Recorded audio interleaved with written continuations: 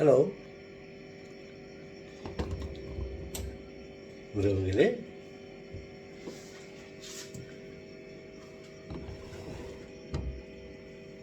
வணக்கம். குழந்தைகளே, தாத்தா உங்களுக்கு ஒரு கதை சொல்லட்டுமா? ஓகே. ஒரு முறை ஒரு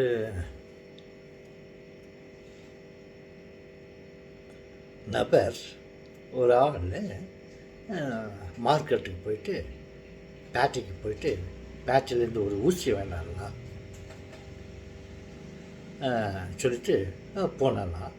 போகும்போது ஒரு 4 பேரை கூட்டின்னு போனாலாம் துணைக்கு, சும்மா டைம் பாஸ் பண்ணி கூட போயிட்டு வரத்துக்கு. போயிட்டு அங்கே ஊசி வாங்கினாங்களாம் கடையில்.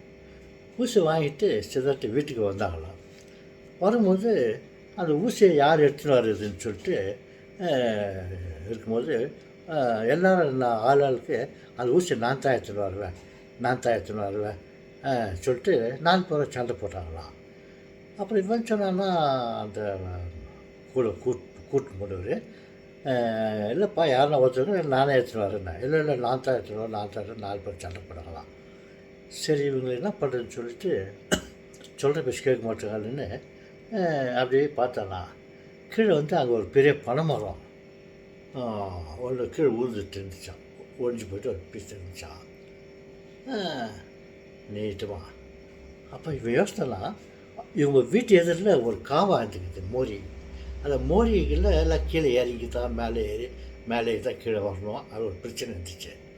அப்புறம் இந்த ஆள் என்ன யோசித்தான்னா, சரி இவங்கெல்லாம் இந்த மாதிரி சண்டை போடுறாங்கல்ல, இதெல்லாம் வழிபடலாம் சொல்லிட்டு இந்த இந்த குச்சியை எடுத்துகிட்டு போனாங்க. அந்த பனைமரத்தை எடுத்துகிட்டு போனால் வீட்டு எதிரில் ஒரு பிரிட்ஜு போட்டுன்னு அது மாதிரி நடக்கிறது நல்லாயிருக்கும்.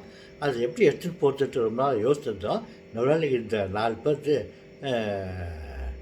தொந்தரவு ஜாஸ்தியாக போச்சு, இவங்கள வச்சு இவரை தூக்கிடா சொல்லலாம் சொல்லிட்டு அவன் சொன்னான்னா, சரிப்பா நீங்கள் ஊசிக்கு யாரும் சண்டை போடாதீங்க, அந்த ஊசியெல்லாம் கலந்து அந்த தென்னை மரத்தில் நான் அதை குச்சிடுறேன், நீங்கள் 4 பேரும் அந்த தென்னை மரத்தை தூக்கிடுவாங்க, அப்போ 4 பேரும் ஊசியை கடை அந்த மாதிரி ஆயிடுறாங்க சொல்லிட்டு 4 பேரும் திரும்பல அந்த ஊசியை அது குச்சிட்டு 4 பேரும் தூக்கிட்டு வந்தாங்களாம்.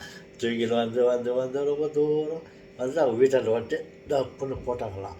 போட்ட உடனே அந்த ஊசி எடுத்துட்டு அப்புறம் எல்லோரும் ரொம்ப ஹாப்பியாக போயிட்டாங்களாம்.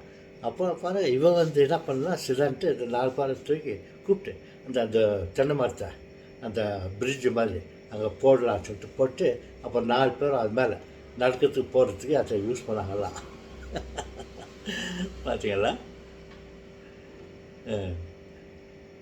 ஓகே, மீண்டும் இன்னொரு கதை அப்புறமா சொல்கிறேன். வணக்கம்.